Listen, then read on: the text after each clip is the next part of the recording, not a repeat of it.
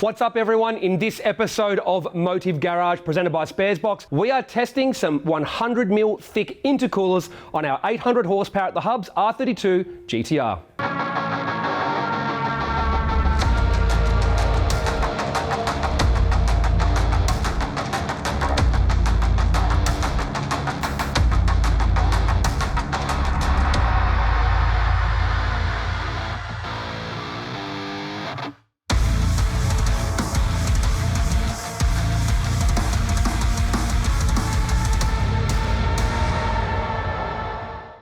If you've been watching our channel for a while, you'll know that I love testing parts on our GT-R and myth busting them. And one test I've been wanting to do for a long time is to test intercoolers. Why? Well, you've all heard the rumours, right? Everyone says this brand, this brand, this brand, this brand. And one of the things I've seen lately is a lot of arguing between brands in Australia of which one is better. And a lot of people also now saying that the old school JDM intercoolers are still the best. And guess what we have on our car? We have an old HKS 100mm thick bar and plate cooler. It's been on the car since I got it, so it's probably been on the car over 15 years, is our educated guess. And I've stuck with that cooler with development since the very start. Now, when it comes to testing parts on cars, some manufacturers will just give it to you and put their name on the line, while others don't want to do back-to-back comparisons with other brands because it can start some arguments. So when we went looking for brands to use on this car, the guys from Hypertune said, no problem, take our most popular intercooler, which is their 660mm length core, 100mm thick intercooler. And then we thought, let's get something at the other end of the spectrum. So we rang the guys from Justjap and they sold us one of their 100mm thick intercoolers. They're only $530 retail. So we have expensive and we have cheap. And we have the old second-hand JDM one to compare. The HKS intercooler is a bar and plate design with a 590mm length core, 300mm tall and 97mm thick. One thing to note is that the core has runners all the way to the top and bottom, so the effective core size is the entire 300mm tall. Bar and plate is generally considered better for cooling as it has more mass to absorb heat and also more surface area of the material touching the air. However, it is also considered more restrictive. The extra mass means it weighs the heaviest at 11.2 kilograms. The Justjap intercooler is tube and fin with a core measuring 610mm long, 305mm tall and 100mm thick. Although the tubes themselves only take up 275mm in height, as the top and bottom is just a plate welded on for strength. Looking inside, you can see the Justjap intercooler has quite large fin spacing, so it would suggest that it has very good flow, which generally comes at the sacrifice of cooling. Weight-wise, it is in the middle at 10.2 kilograms. The Hypertune intercooler is also tube and fin, but the core measures 660mm long by 100mm thick and is 320mm tall, with the tubes taking up 295mm. The fin spacing seems closer than the Justjap item, which suggests better cooling, but potentially more pressure drop, and the extra length of the core could also mean more pressure drop, but the air spends more time being cooled inside the intercooler, so potentially better cooling. It is also the lightest intercooler at 8.2 kilograms. The tube and fin versus bar and plate hypothesis really is just guessing, as it all comes down to the individual design of each intercooler, and there's only one way to find out which works best. Now, full disclosure, this isn't the be-all and end-all test of intercoolers. We are only testing it on the dyno, which means we will be looking at pressure drop as probably the most important thing to measure, but we'll also see what the intake air temps do over 3 runs back to back. Now, obviously, if you go out and do circuit racing or you're doing 1,000-metre sprints, or if you're making way more horsepower than we are, the test results will differ. We can only give you the results based on a car that makes 800 horsepower at the hubs very reliably, back to back, over and over again, and has a turbo of that size, and obviously the boost level that we're running, which is around about 22, 23 PSI into the engine itself. Now, like I said, we are going to see some heat soak on the dyno. We'll get an indication of where those temperatures are heading, but we don't have the fast response inlet air temperature sensor in this car, so we're not going to get probably the most accurate reading. However, the horsepower will tell us what's going on.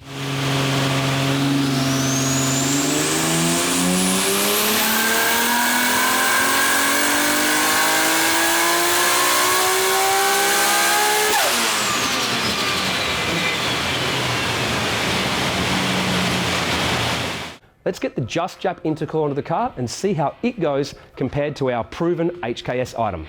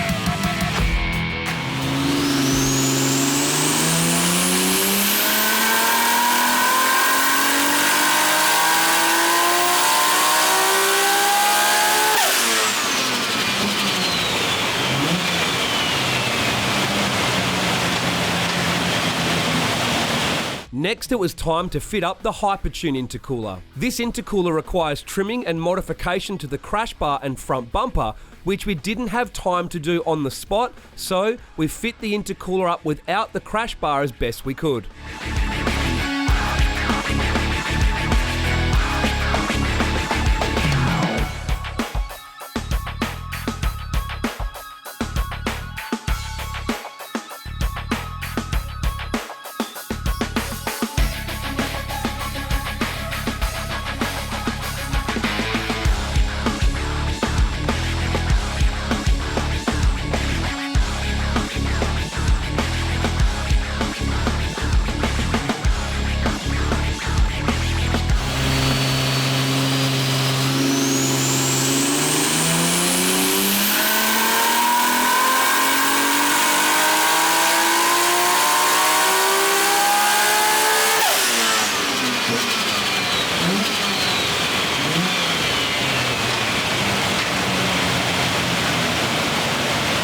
So before we talk about the results, I want to talk about fitment and quality. Now obviously the HKS one's pretty old, so it is a little bit dirty, a couple of bent fins, etc.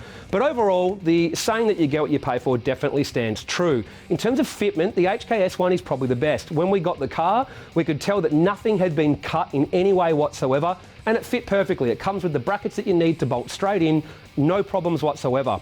The Justjap one uses different brackets to the HKS one. It uses factory ones in one particular spot, but we did find that hanging it in there, we probably would have had to trim the bar slightly in a couple of spots. And the Hypertune one basically requires the most amount of work out of the lot of them. The crash bar needs to be modified to fit around the end tanks because of how big they are, and obviously how long the core is, because it is longer.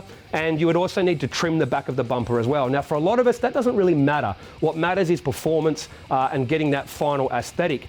When it comes to quality, Hypertune wins, the end. The quality of the welds and craftsmanship in that intercooler is world class. You'd be very hard pressed to find something that is fabricated to better quality than Hypertune. Aesthetically though, the Hypertune wins it for me big time. The HKS one, you can actually see around the sides of the end tanks when it's in the front bumper. If you don't have any mesh or you don't have any rubber inserts along the edge to seal it up, you can actually see around the end tanks. The Justjap one doesn't fill it up in full either. You can see quite a lot of end tank, but the extra length of the core in the Hypertune means it fills up the front bar perfectly. It looks hot. Now, we've only dummy fit the Hypertune one onto the car for now, so the front bumper doesn't fit properly because we haven't trimmed it to suit quite yet. But we are going to look at trimming it so that it fits perfectly and you can see just how good it looks on the car. But yeah, for me, Hypertune wins in terms of quality of finish and the aesthetic look of the intercooler in the car, but obviously it requires the most amount of modification to fit. Well, the results are in, and the horsepower difference at peak isn't really all that different. We had 802 horsepower with the HKS one, Hypertune had 804 horsepower, and Justjap one had 807 horsepower. If you were to just look at peak horsepower, you'd go, oh, Justjap's the best.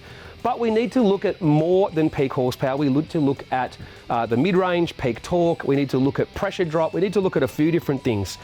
Now, firstly, let's start right down at the bottom of the power curve. Now, how you bring the car on and the starting point of the boost can determine I guess, the shape of the boost, torque and power curve as it comes on. But if you have a look down low here, the Hypertune was able to come on a little bit better, and both the Hypertune and the Justjap did come on a little bit better than the HKS one did down low. Some of that is just due to maybe starting on an extra pound of boost at the start of the run or not.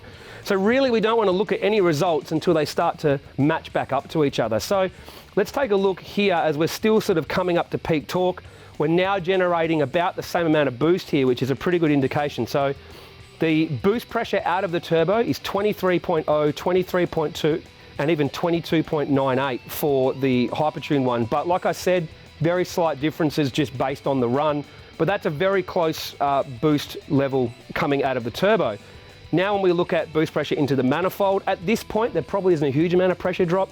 So HKS went from 23 to 21.3, so that's a 1.7 psi. The Hypertune went from 23 to 21.8, so 1.2 psi. And then you have the Justjap one went from 23.2 to 22.2, 1 psi. So at this point, the Justjap has the least amount of pressure drop, the HKS has the most amount of pressure drop, and the Hypertune pretty much splits it in the middle. But when you look at horsepower over here, you can see 335 horsepower to the HKS, 339 for Hypertune, 341 for the Justjap, which basically is because of that little bit of extra boost that it has. Now let's keep going up and get up to probably about peak torque. So we've got a bit here where you've got 1003, 1007 and 1009 Newton meters of torque. Now let's have a look at boost pressure here. 26.1 coming out of the turbo for the HKS, 25.9 and then 25.8. So pretty close on boost coming out of the turbo. And just bear in mind, we did not touch the boost controller at all. So if you have a look now at manifold pressure going into the engine, you're going from 26.1 to 22.9, so that's a 3.3 psi drop on the HKS. On the Hypertune, you're going from 25.8 to 23.95, so you're talking, what's that, 1.9 psi? So it's got a good, decent extra psi of boost in it. And then the Justjap one's going from 25.9 to 24.4, so 1.5 psi. So once again, the Justjap has the least amount of pressure drop, but here's the thing. The Hypertune still has a slight bit more torque and a slight bit more power at this point. Why is that? Well, it's probably got slightly lower temperature, but we're talking minuscule here. So at peak torque, the Justjap one has the least amount of pressure drop, while the Hypertune has just a little bit extra torque and power. So now we're at 3/4 of the rev range. We're at 560, 564 and 563 kilowatts. There is only 0.6 of a kilowatt difference between Hypertune and Justjap, 1 horsepower, which is pretty inconsequential. But if you come over here and look at the boost pressures now, at this point, both of them are doing exactly 26.79 psi coming out of the turbo, but the HKS one actually had 27.48.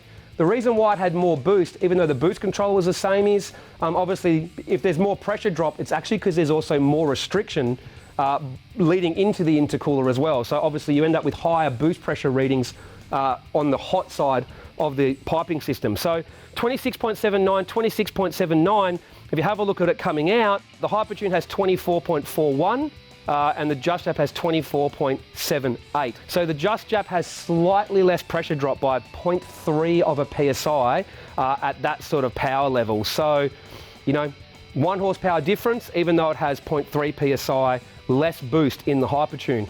Let's get up to more like peak power now. We're at 601 kilowatts, 599 kilowatts, and 598 kilowatts. Let's face it, that's not a whole lot of difference. At the very most there, we're talking 5 horsepower difference. Once again, let's look at the boost pressure. HKS has 26.8, going down to 22.2 into the engine. The HKS one has 4.5 psi pressure drop at full power. The Justjap one goes from 25.12 to 23.18. So essentially, 2 psi pressure drop. It is 2.5 psi better off than the HKS one at that power level.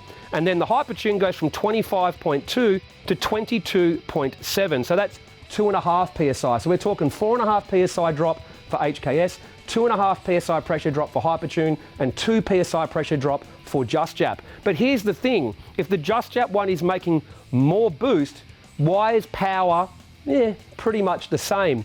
And the logic would just purely dictate that the Hypertune one is probably got a slightly cooler intake air temp, which you would expect by having a longer intercooler core. And the HKS one, being bar and plate, probably has a slightly lower intake air temperature as well. And it only needs to be 1 or 2 degrees intake air temperature at this power level to give that sort of difference. But overall, if you just look at this result right here, right now, both the Justjap and the Hypertune intercooler are working better than the HKS one. What would happen with more power and more boost? I would say the HKS one would get even more pressure drop, while the other two would flow better. So in summary, comparing all three of them on the dyno with a car that makes 800 at the hubs on about 23 PSI, which one's better? Well, it's pretty obvious that the Justjap and the Hypertune one are better. Now, out of the Justjap and the Hypertune one, which is better out of those two? Well, looking at this, I'm going to say that the Hypertune one probably cools ever so slightly better, while the Justjap one flows ever so slightly better. Which one of those is going to be better for you?